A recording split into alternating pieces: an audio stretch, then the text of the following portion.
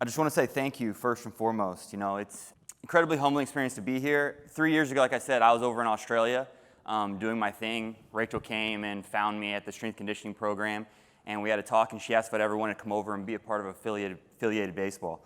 And I told her I wanted nothing to do with it.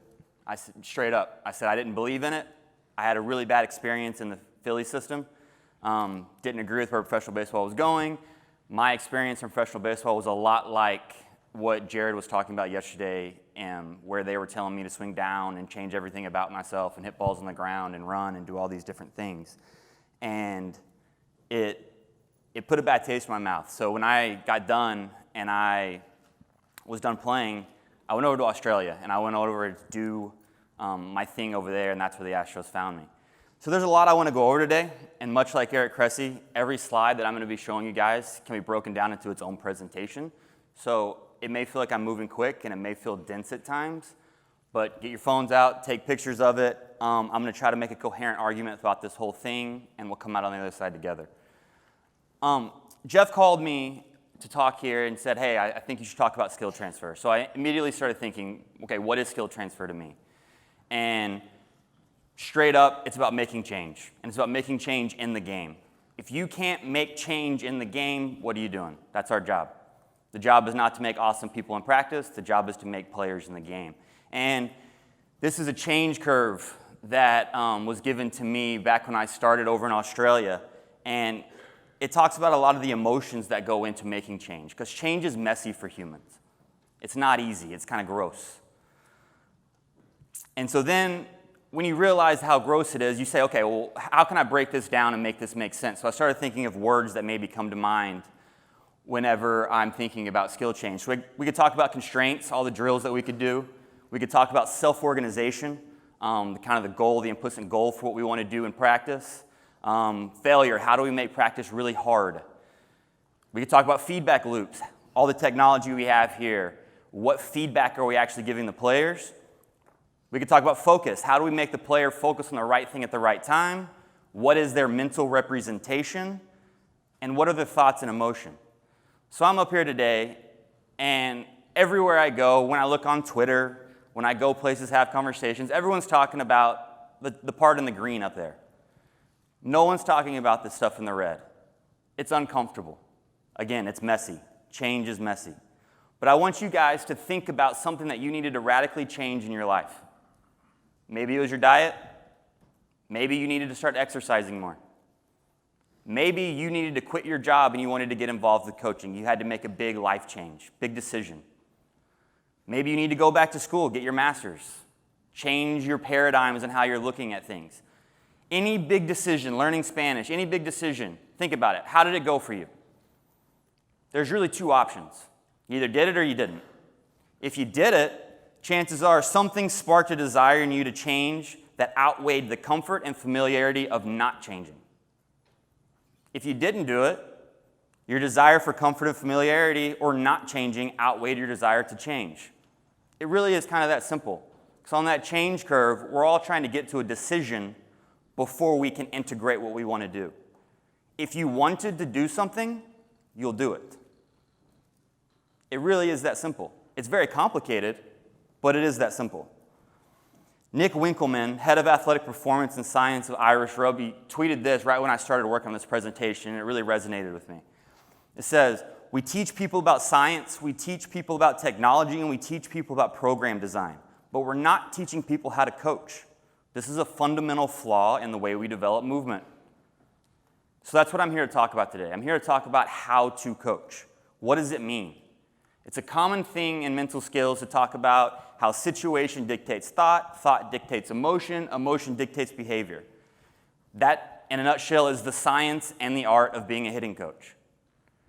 The goal of this presentation is to get you all to think about what you're doing, not just to get you to think about what you're doing, but how you're doing it and how it may be affecting your athletes. Jeff always gave an analogy. He's a big CrossFit fan. I don't know if you've met him. But he always talks about if you want to be a part of the CrossFit Games, just being fit, it's not enough. Everyone there is fit. It's not enough just to know about the swing anymore. You have to also be experts in your athletes. So we're going to go off this idea of situation dictates thoughts, and we're going to talk about a couple different players. So what does this look like for player one, right? So a situation, a drill, information, something's introduced. The player has a thought about it. They think about it. They think about what's asked of them. They interpret the information based on their experiences and previous knowledge. Then they may have an emotion about it. He's excited about the possibilities. He understands what needs to be done and what this could do for him to get to his ultimate goal. Behavior, he does it, it works, everything's great. We're not talking about that player. That's too easy. This is the player that everything lines up, everything's perfect, everything you say ends up getting a result. That's not what we're talking about here today. We're talking about player two, what it looks like when things don't go well. So you do the same thing. You introduce a drill, an idea. They have a thought, but this time the player interprets it differently, and maybe it doesn't match what they used to know about the swing, or doesn't match their mental representation. They feel frustrated. They think it may be a waste of time. They're confused. They don't know why they need to do it, and they put up an emotional wall. They do the drill, but it has no meaning to them. They're nodding and listening to you talking to them, but they're not taking in any of the information. This is the guy we're going to talk about today. So we're going to break this down. We're going to start off with situation.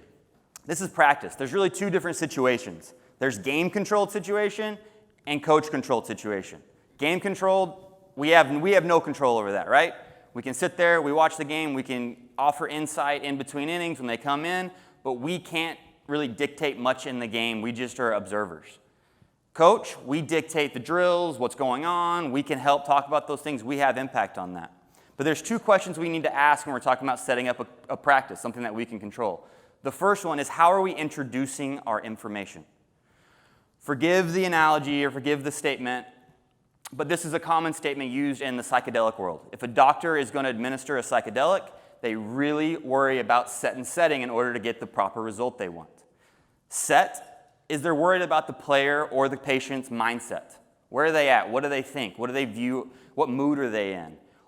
How do they view the situation they're about to go into? The mindset of a player or a patient is incredibly, incredibly important. Then they worry about setting. Who's administering it? Where is it being done at? And what actually is being done? You have to pay attention to all these things. Your situation, where you do things, how you do things, who is giving the information, all matters. Because all these players have paradigms, thoughts, and emotions.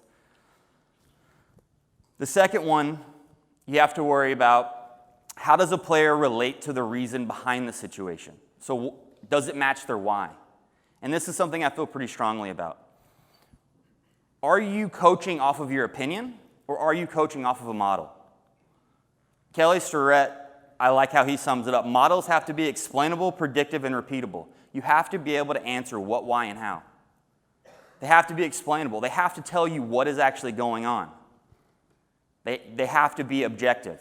You have to be able to see it, and you have to end up being able to repeat it across a lot of things. You also need to understand why. It's not enough just to say, why is it affecting it?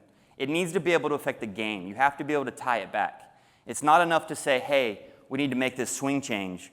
But if there's no why behind it, if it doesn't do anything to move the needle in the game for the player, there's no reason to do it. You have to have a why, and it has to match the player's why, which is always going to be to have success in the game. And then how? It has to be repeatable. It has to be repeatable across a large amount of people. It's not going to be a cookie-cutter system. It has to be adaptable as well. It has to be able to be applied across large amounts.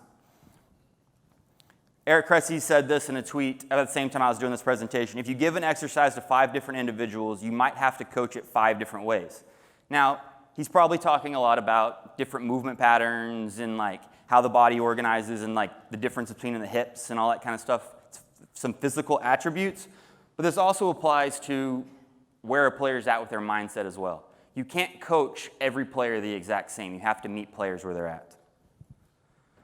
So really what it comes down to, what's the difference between player 1, where everything goes well, and player 2, and all the 5 players that Cressy was talking about? It's their thoughts. Their thoughts are how a situation is interpreted, and everyone interprets a situation differently. Once the situation's been introduced, thoughts are unavoidable.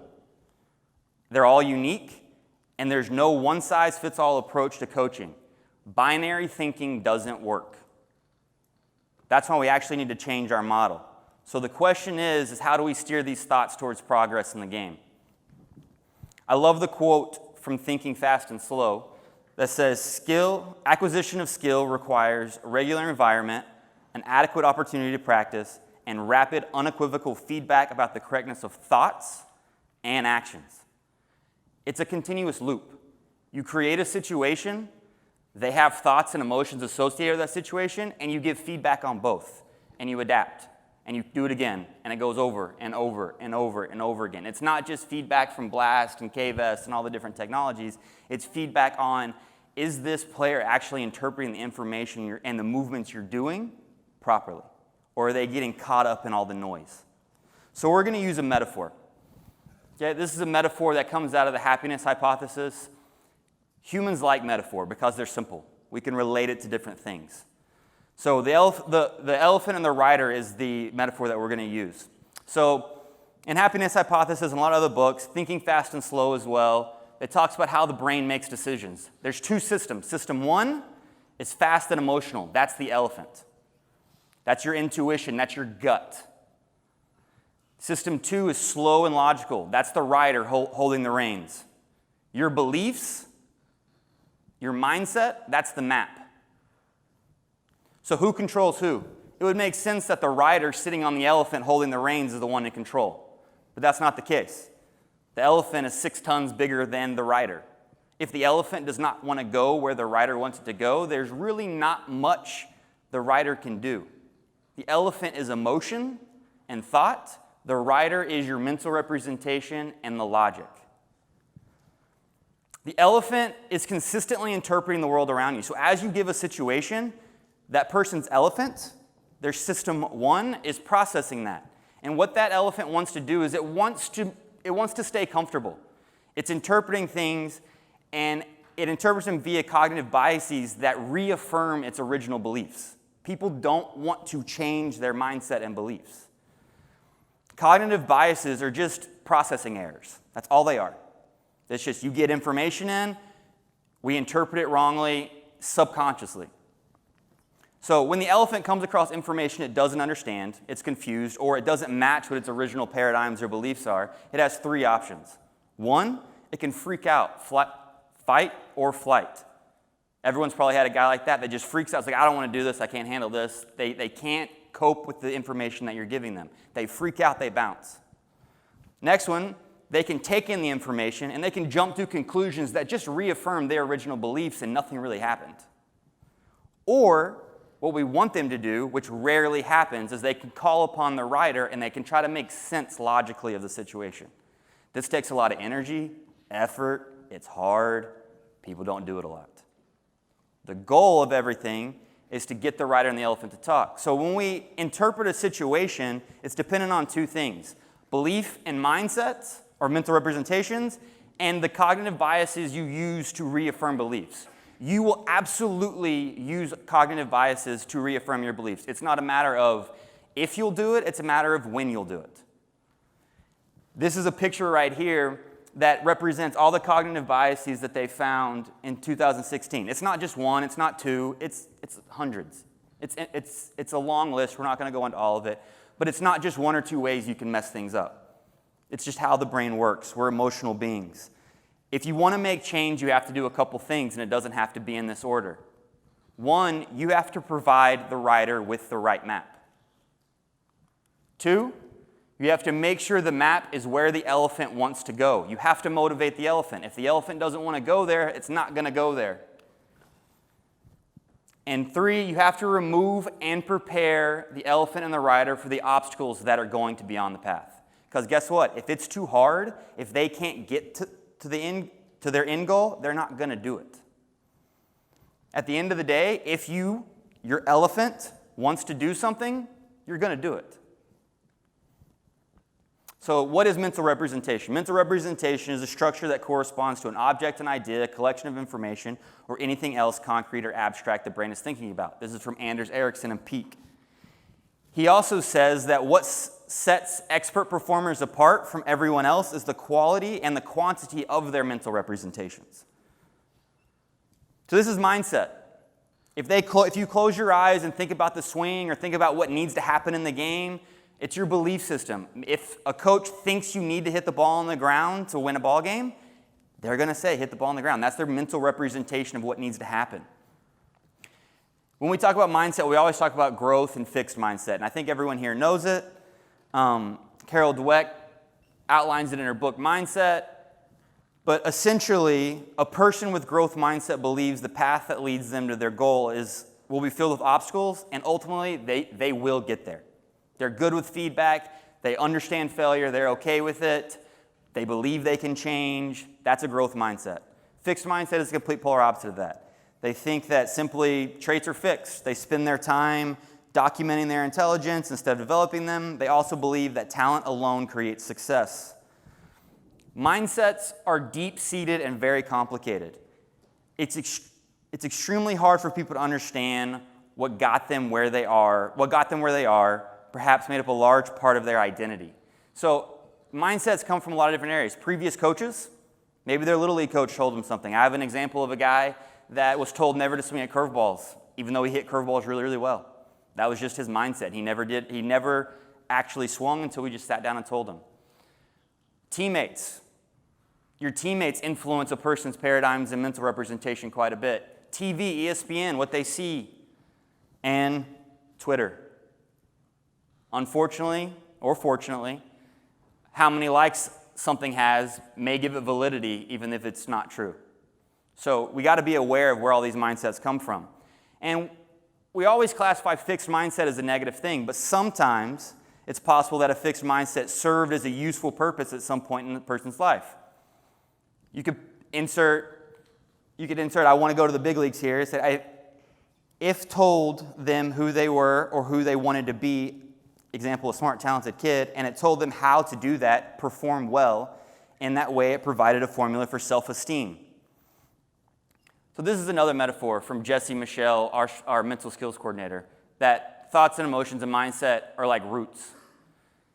In a way, in my opinion, lumping someone into a fixed mindset is a bit of a fixed mindset, right? It's way more integrated than that. It's way more it's not as binary as that. We want you to think that the brain's malleable, but belief systems do serve a purpose, and we have to understand them, and I have to understand what this purpose is. A lot of times, a belief system is a person's confidence. And what confidence is when the rider and the elephant are on the same page. So we're all seeking that. We want a player to have confidence. But if they have the wrong map, that's where confidence breaks down, and that's where emotions start to come. Our job is to give the rider the right map while we keep the elephant fed and happy. So ways that we can identify a player's true mental representation. One, communicating. We all say that we do it, but it's something that rarely actually gets done. We'll talk about that more in a little bit. Slow motion swings. One of the quickest way to find out what a player is actually thinking about the swing is to have them swing as slow as they possibly can. You're going to see weird little movements and niggles and things pop out that they think they need to be doing that are just noise. To really see a good idea of someone's swing, ask them to swing as slow as possible without a ball. Another place to find out someone's mental representation is on deck. It always fascinates me that right before the most important part of the day of a hitter, they may be cueing the complete wrong thing, or the thing that opposite of the thing that you've been working on in the cage. Once I see a guy on deck doing the right thing, or the thing that we've been working on, or the thing that he's been practicing, I know that he's getting close to that decision that's going to start happening in the game. So the reason beliefs are important is because they dictate intent. So in Bosch's book and a lot of other places, you talk about the intent-action model. It's the idea that intention of a movement needs to be made first, then based on constraints and internal models, our body decides upon the appropriate action. In other words, when the elephant knows where the rider wants to go, it takes off with a purpose. If you can match the elephant and the rider and they want to go in the same direction, you will go. That is intent. Intent dictates action. But we really got to be cognizant as a coach that we aren't excused from our own beliefs and biases. So what's wrong with this swing? I mean, it's a still picture. There's not a lot you can tell, but I know a lot of people in here are already starting to go through their swing checklist in their mind and start to figure some stuff out. Basically, I just ask you, what tribe are you a part of? Are you a back leg guy? Are you worried about the shoulders? Are you a hands guy? I mean, there's so many different things that we can talk about. And it fascinates me that you can show a video and 5 coaches can look at this video and they can point out completely different problems and issues with the swing. Everyone has a lens. You need to be aware of your lens. Because at the end of the day, the same thing happens for you. Situations come in, your beliefs and biases based on your past experiences, you interpret things, and out pops something that reaffirms your biases a lot of times. Be aware of your own paradigms. So now we're going to talk about actually change management. We're getting to the change curve. There's a lot of emotion that goes into that, and there are 2 reasons that you can't get to your decision to where things can start getting integrated. The first one is the elephant feels apathy. They don't trust you, and your map is incomplete. Or the player's confused. You're making the map way too complicated, and there's an illusion of communication going on. So creating a culture of honesty. Trust is earned. I was fortunate enough to be at the short season A-ball team at Tri-City the past 2 years before I was a coordinator, and I got guys as soon as they came out of the draft. They didn't know me from anyone. They had their coaches, they were part of a system, and I had to earn their trust, and it takes a while. And you have to be consistent with your actions to do that. The first thing I tell guys is I'm just going to be straight up honest with you. I'm never going to lie to you. This is about to be hard. Like, we're going to prepare accordingly. And I have to live that open honesty every single day. Culture code, establish a culture that embraces change. And I think Culture Code by Daniel Cole does a really good job of explaining how to do this. Number 1, you need to make them feel safe. Give them a voice. This is their career. Have a round table discussion. Tim was just saying, you don't want to sit there and just talk at people all the time. Give them a voice. Give them ownership in this process, because at the end of the day, it's their career. Be vulnerable. Don't be scared to say, I don't know. It's okay to say, I don't know if you don't know. Don't make something up that's going to send them in the wrong direction. Players have respected me and other coaches more when I say, hey, I don't know. Let me go figure that out for you. And then make sure you have a common purpose. The common purpose is to get them to the big leagues. Make sure you live that every day. Players can sniff out BS. They just aren't buying in. Human beings are looking for the most value in their decisions. In a book, Predictably Irrational by Dan Ariely, Dan did a study. I thought it was really fascinating. He did a study and he sold 2 pieces of candy, one for 25 cents, one for a cent.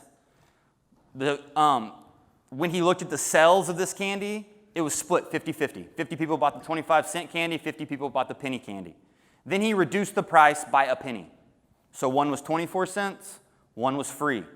90% of people now started taking the free candy. The reason that is because people don't like to lose things. Buy one, get one free, free shipping. There's no risk. Free means no risk. You're not giving anything up to get. Human beings do not like to lose things. They have a loss aversion bias. We naturally are averse to this change. We're taking this information in and we're looking at it and we're going, okay, which is going to give me the most value and which is going to not let me lose the most? And when a career is on the line, new information offers a really big risk. So when we offer information, we need to make sure it's based in a model, not our opinion.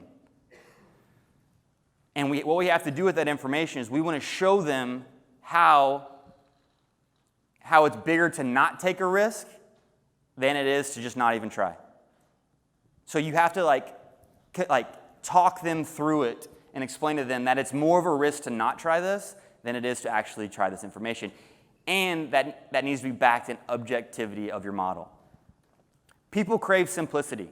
That's why I'm using a metaphor of the elephant and the rider for you today. There's a lot of information here, and you're going to create your own simple rules if you had to explain this to someone else. When asked why they quit, lapsed dieters cited complexity as the single most important reason for giving up. Simplicity is even more important when people are tired, stressed, and otherwise cognitively impaired. That's the book, Simple Rules. Make simple rules for people. Make your information as simple as possible, because if you don't invest your time to simplify the message, Someone's going to do it for you, and it may not be what you actually mean. Less but better. It's one of my favorite statements I say to my coaches. Dr. Jim Affermau, I saw this tweet. It was retweeted by Altus, I believe. I've never heard of an athlete complain about simplifying the game too much, trusting their talent too much, or having too much fun. I bet you haven't either. I couldn't think of a more true statement. Jeff used to tell me when I first came in 2017, he used to always say, pretend you only have 500 words. Can you coach if we put a word limit on you? Make sure that every single word that you say has value. Don't just talk to talk. If it doesn't have value, you don't need to say it. Understand that there's a 20-80 rule, okay? Of everything that needs to happen for a player, 20% of that is going to give that player 80% of the results. Make sure you find the 20%. And you don't have to sound like you're the smartest person in the room. You don't have to use the biggest words. You don't have to try to sound special or like an authority figure. Just talk to your players like a human being. The more simple you talk, the easier it is to understand. Communication, checking for understanding. The single biggest problem in communication is the illusion that it's taken place. A lot of people say they communicate, and a lot of people blame a lot of problems on lack of communication, when it's just really it's not happening at all. Communication, I looked it up just to find a black and white definition. It's the successful conveying or sharing of ideas and feelings. It takes two to tango, if not more. It's not just one person talking at someone else. I don't know where I heard this, but I loved this quote. I hate talking to people that make me feel like I'm watching them talk to themselves in a mirror. Don't be that person. Ask questions. Robert Bells in Culture Code talks about that in a conversation, only 6% of the verbal interactions are questions, even though it leads to 60% of the follow-up conversation. Ask your players questions. Don't just talk at them. Bring them into the fold, give them ownership, and make sure they understand what it is that you are trying to do. Failure, it's the inevitable obstacle in the path. Failure is unavoidable. We're going to make practice hard. Everyone, I think, is aware of that and believes in that. We need to make practice hard. The games are going to be hard. This game is full of failure. It's going to happen. Again, it's not a matter of if failure is going to happen. It's a matter of when it's going to happen. Failure goes against everything elephants want and understand. A player's belief, I want to play in the big leagues. How are you going to do it? I'm going to play better than other people. Bottom line. So failure equals a chance of not going to the big leagues. It's just that black and white. You have to prepare them on how to navigate those waters when they come. You have to teach them to judge themselves with logic using the rider and not judge themselves using the elephant. The elephant always jumps into conclusions again in hindsight bias. So I can't tell you how many times this has happened. I have a breakthrough in practice. I think we finally made leeway. A player finally gets it. We go into the game. He's excited. I'm excited. I'm curious what's going to happen. I've never seen him as emotionally excited about what we've been working on. He goes into the game. First AB, he Ks. Looks completely silly. Comes back to the dugout. Well, I'm never doing that again. That didn't work. Now you're back to square one. This is hindsight bias. We're prone to blame decision makers for good decisions that worked out badly and to give them too little credit for successful moves that appear obvious only after the fact. When the outcomes are bad, people often blame decision makers not seeing the handwriting on the wall. Actions that seemed prudent in foresight can look irresponsibly negligent in hindsight. There's a quote, I don't have it on here, I think it's Mike Tyson. It says that everyone has a plan until they get hit in the face. Failure is getting hit in the face. Are you ready to handle it, yes or no? Because it's going to spur a whole lot of emotions and frustrations, and it's not all going to be logical. There's something called clustering illusion. I call it where slumps are made. It's a tendency to overestimate the importance of small runs, streaks, or clusters in a large sample size. So an average major leaguer may get 500, 600 at-bats. 30 ABs feels like a ridiculous amount of at-bats, but it's really around 5%. Yet players all the time try to overhaul their swing and bail on a plan for far less than 30 at-bats. They get very worried when things aren't going the way they have pictured in their mind. And we have to navigate those waters with him. We have to continue to try to have them call upon the rider and calm them down and make a little bit of sense of the situation. And we can do that by helping define success for a player. Those who have succeeded at anything don't mention luck or kidding themselves. There's a lot of things that we just can't control. Maybe we line out 3 times. Maybe we hit a ball on the nose and the wind's blowing in.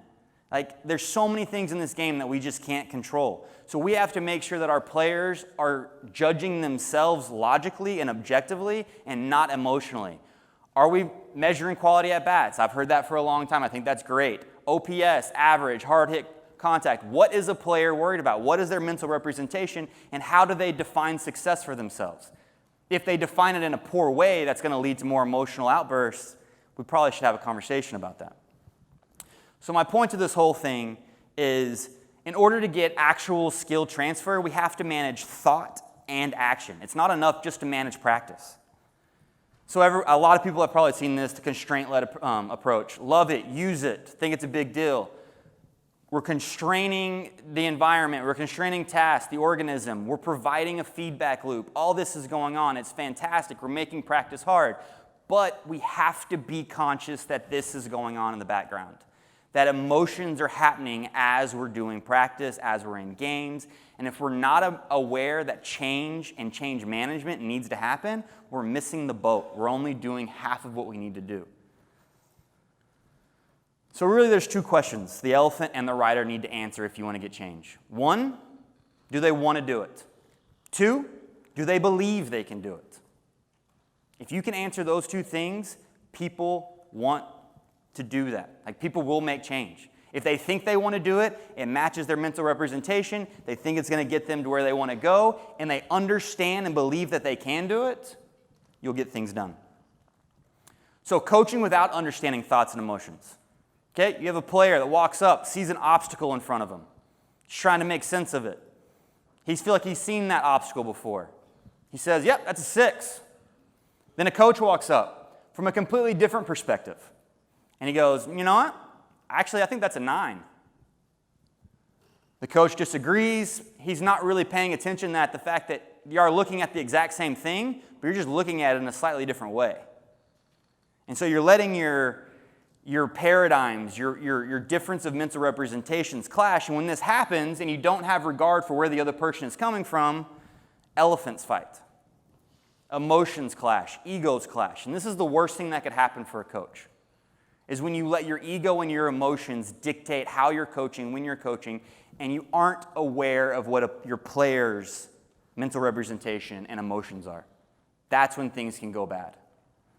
So my cardinal sins for coaching, you have to take the time to make a proper working model. You have to make sure that your model is objective and it answers the what, why, and the how. Don't talk too much. Don't overcomplicate things. Stop peacocking. Just be you and give simple information that a player can digest. Coaches don't check for understanding. They don't communicate. They don't make sure that the player is on the journey with them. And finally, they let elephants fight. It's the worst thing that we can do. We have to lead by example and make sure that our rider is always kicking in and making sure that we're not coaching through emotion, that we're doing things objectively, logically, and in the right way. So getting the want to, again, simple rules. How do we sum this up? How do we finish off? What can you walk away with? Make sure you're providing the right map to the rider and the elephant. They need the right map. It has to be objective. Motivate the elephant to go where the map says to go. You have to motivate. And then you have to manage the path they travel on. The reason I talked about this is because I couldn't agree more with the original tweet that I showed you guys, and how in today's society, I'm talking to coaches all the time, and like everyone is so passionate about the what. Everyone wants to go to the new eye tracking stuff and K-Vest and all the new technologies, and everyone wants to 3D, and that's great. That's awesome. We need to do that. That is huge. But to only worry about the what is a problem. We're so caught up with figuring out the next what, how to be better at the what, that we're neglecting the how. And we don't spend enough time and attention understanding that our end product, the player, is an emotional human being playing a nearly impossible sport. Managing emotion is a large part of what we do. If we don't become an expert in our athletes and how to do that, we're not going to be able to get the change we want, even if our practices are great. I appreciate the time today, guys. This is a resource list for you guys you can take a picture of, everybody that I used here. That's all I got for you today. So you talk a lot about some of the ideas from behavioral economics, and I like how you kind of contextualize system 1, system 2 in sort of a map, which is of course just like a model of the real world. Mm-hmm.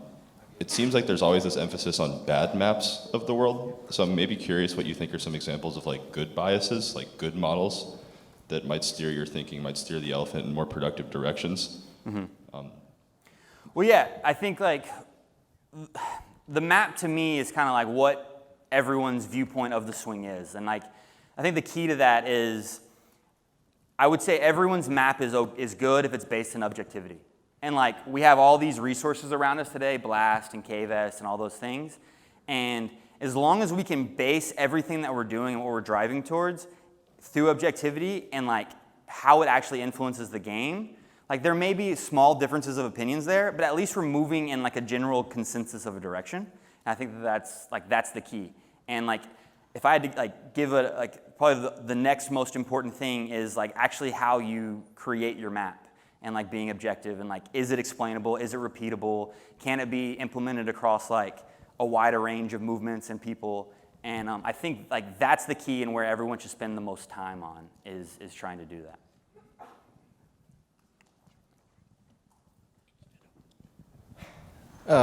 Quick question about learning styles. When you're working with a new athlete, how does that fit into your process in terms of identifying how they learn? Yeah, honestly, simple answer, I ask them. I mean, and like sometimes they don't really know, like especially like when I was at Tri-City and we had young guys coming in, they've never really had to be exposed to being in a competitive environment and trying to learn and adopt something new. But again, it goes back to communication. Like I could sit there and try to assume what it is, or like I could just ask them like, hey, of the things that I've done, like which one resonates with you? And that like typically leads me into the path that I want to go. And like Tim was saying earlier, like some people want to see all the video and everything. Some people don't want to think at all. Like some people need to see it visually. Some people need to see side by sides. And my experience is if you create an environment where they can speak up and like it's like a back and forth on a regular basis and there's a lot of communication going on, they're just going to tell you. Like, hey, that means nothing to me. Can I see this? And like so many times, some of the biggest things and breakthroughs that I've had with players have been their idea. It's because they've understood it or like well enough that they go, this doesn't make sense to me. Can you do it in this different way? And then you do it in that way, and then it's really taken off for them.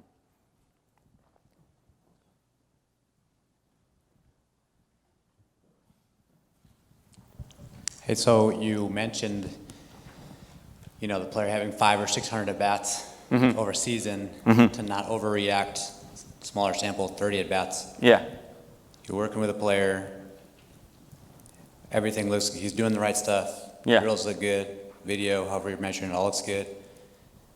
What becomes a reasonable number of at-bats to make it, okay, we got to make an adjustment. So now we're past 30, it's 40, 50.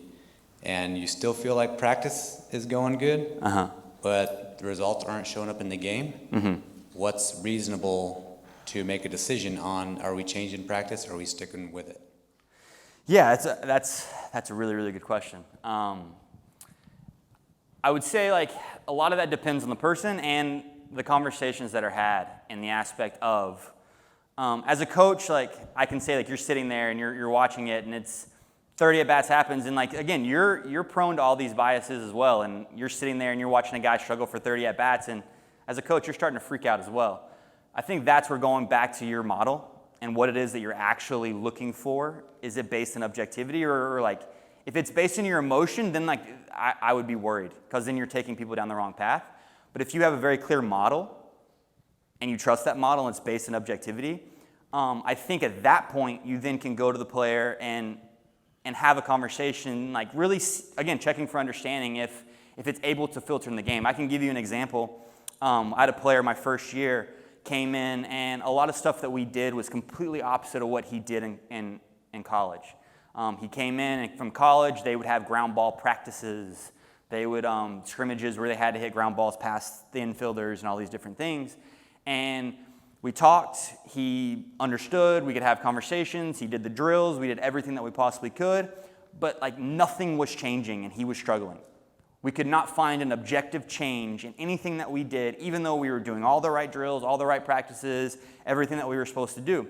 And I pulled him in and we had a conversation about it, and I just frankly said, like, do you believe in this?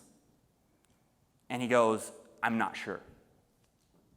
And so that was the whole conversation that whole day. I think we probably talked for like an hour and a half. And it was, what do you need to happen in order for you to like make this decision? And we finally got to a point to where like he felt like he understood it in a way that he wanted to make a decision. And I made sure I gave him an out not to make that decision. Hey man, if you don't buy this, like let's go do something that you're comfortable with. But I showed him all the information, and he finally came to a spot where he said he bought in, and not bought in, but like understood it and believed it and like understood where we were coming from. And just simply for him making that decision, we actually started getting some objective change after that. And I guess the whole point of this is like a lot of times we think they know what we want them to do and we think they understand, but they don't. They're just saying they do. Or they're just trying to appease you and they're trying to like just nod and say, yeah, no, I'm doing the drill, I love it, yeah. But deep inside they're going like, man, this feels weird, I don't really get it.